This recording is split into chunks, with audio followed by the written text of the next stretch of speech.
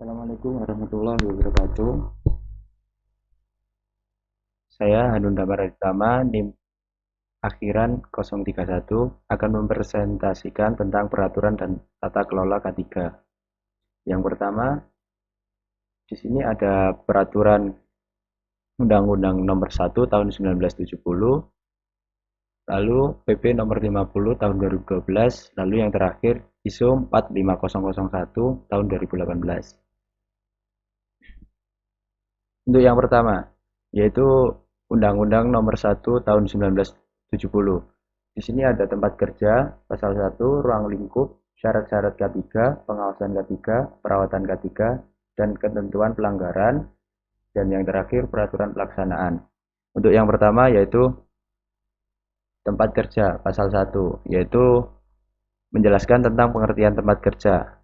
Ialah tiap ruangan atau lapangan tertutup atau terbuka, bergerak atau tetap, di mana tenaga kerja bekerja, atau yang sering dimasuki tenaga kerja untuk keperluan suatu usaha dan di mana terdapat sumber-sumber bahaya bagaimana diperinci dalam pasal 2, termasuk tempat kerja ialah semua ruangan, lapangan, halaman, dan sekelilingnya yang merupakan bagian-bagian atau yang berhubungan dengan tempat kerja tersebut. Yang kedua yaitu ada ruang lingkup. Ruang lingkup dijelaskan pada bab 2 pasal 2 UU nomor 1 tahun 1970. Yaitu ada 3 ayat. Yang pertama, yang diatur oleh undang-undang ini ialah keselamatan kerja dalam segala tempat kerja baik di darat, tanah, di permukaan air, dan di dalam air, maupun di udara, yang berada di dalam wilayah kekuasaan hukum Republik Indonesia. Lalu yang kedua, ketentuan-ketentuan dalam ayat 1 ini berlaku dalam tempat kerja di mana nomor 1, dibuat, dicoba, dipakai atau dipergunakan mesin pesawat, alat, perkakas, peralatan atau instalasi yang berbahaya dapat menimbulkan kecelakaan, kebakaran, atau peledakan. Lalu dilakukan usaha pertanian, perkebunan, pembukaan hutan, pengerjaan hutan, pengolahan kayu atau hasil hutan lainnya, peternakan, perikanan, dan lapangan kesehatan. Lalu ada dilakukan pembangunan atau pemusnahan sampah atau limbah, dilakukan pemancaran penyinaran atau penerimaan radio, radar, televisi, atau telepon.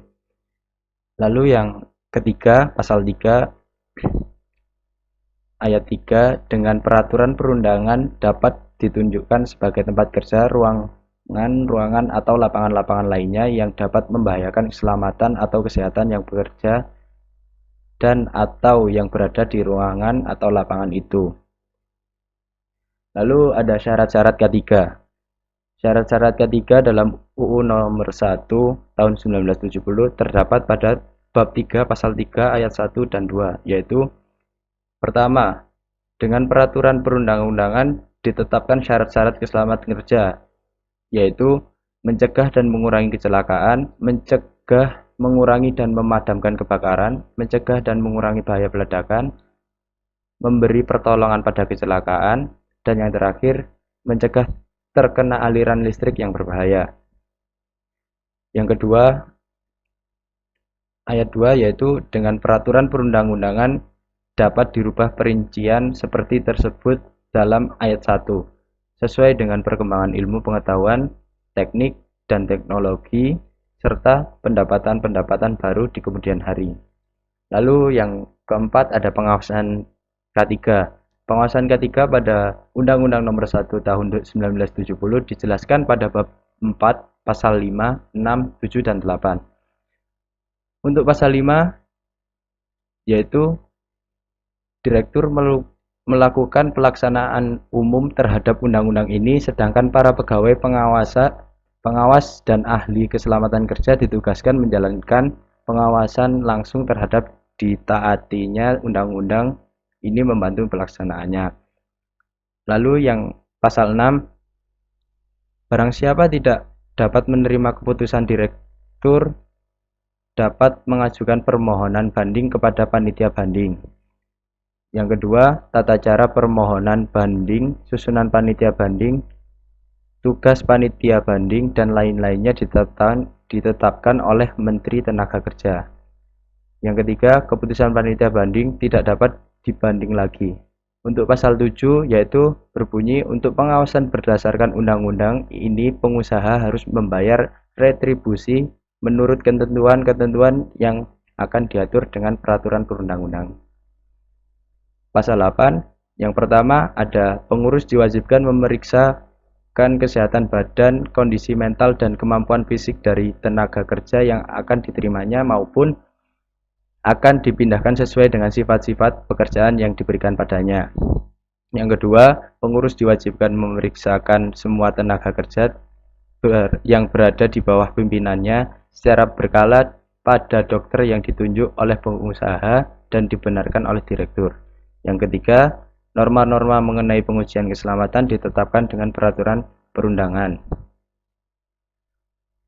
Untuk yang kelima, perawatan K3 atau pembinaan K3 terdapat pada pasal 9 yang berbunyi pengurus diwajibkan menunjukkan dan menjelaskan pada tiap tenaga kerja baru tentang kondisi dan bahaya-bahaya serta dapat timbul dalam tempat kerjanya. Lalu semua pengamanan dan alat-alat perlindungan yang diharuskan dalam tempat kerjanya, alat-alat perlindungan diri bagi tenaga kerja yang bersangkutan, dan cara-cara sikap yang aman dalam melaksanakan pekerjaannya. Yang nomor 2, pengurus hanya dapat mempekerjakan tenaga kerja yang bersangkutan setelah ia yakin bahwa tenaga kerja tersebut telah memahami syarat-syarat tersebut di atas. Lalu ada ketentuan pelanggaran. Ketentuan pelanggaran berbunyi sesuai dengan peraturan perundangan tersebut, maka pelanggar dapat diberikan ancaman pidana atas pelanggaran peraturannya dengan hukuman kurungan selama-lamanya 3 bulan atau denda setinggi-tingginya yaitu sebesar Rp100.000. Untuk yang terakhir, peraturan pelaksanaan. Peraturan pelaksanaan berbunyi yaitu dijelaskan dalam bab 11 pasal 16 yaitu pengusaha yang mempergunakan tempat-tempat kerja yang sudah ada pada waktu undang-undang ini mulai berlaku wajib mengusahakan di dalam 1 tahun sesudah undang-undang ini mulai berlaku untuk memenuhi ketentuan-ketentuan menurut atau berdasarkan undang-undang ini.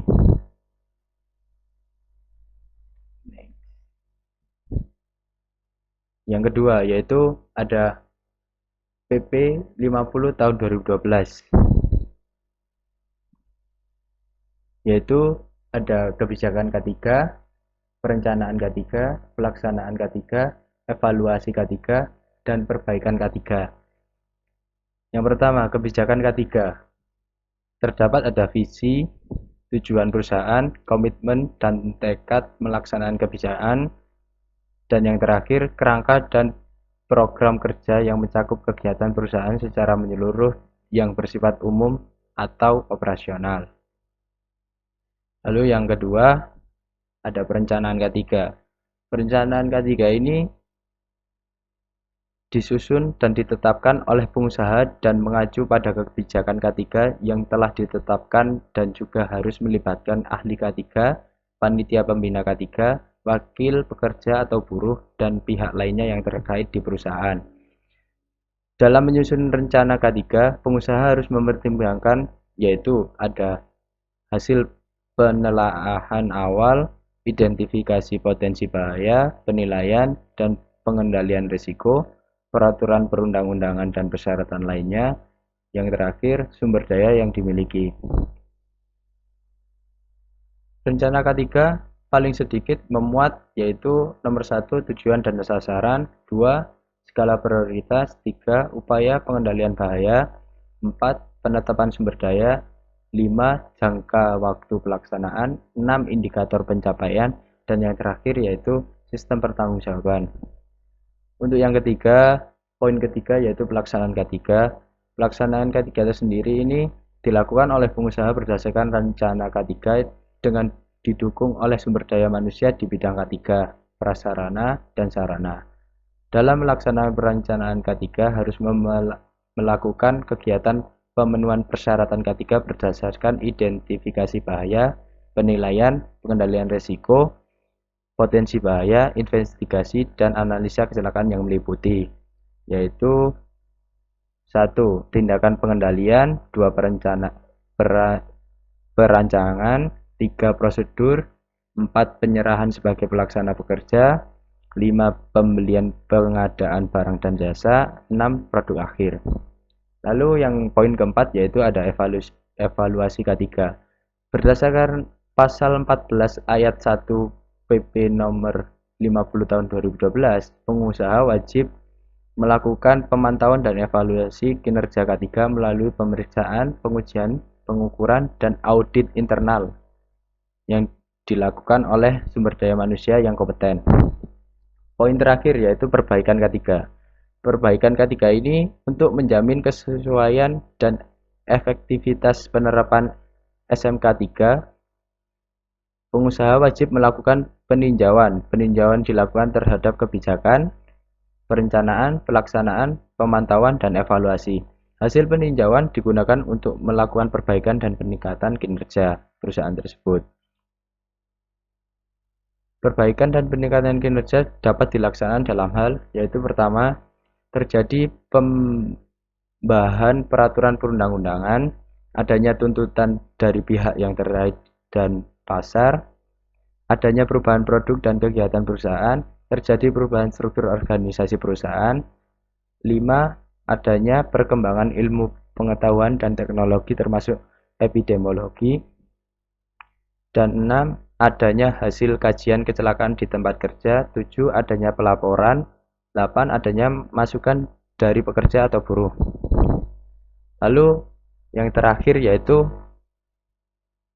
ISO 45001 tahun 2018 yang berbunyi merupakan standar ISO sendiri merupakan standar bertaraf internasional yang menetapkan berbagai persyaratan untuk sistem manajemen kesehatan dan keselamatan kerja atau yang dikenal dengan SMK 3.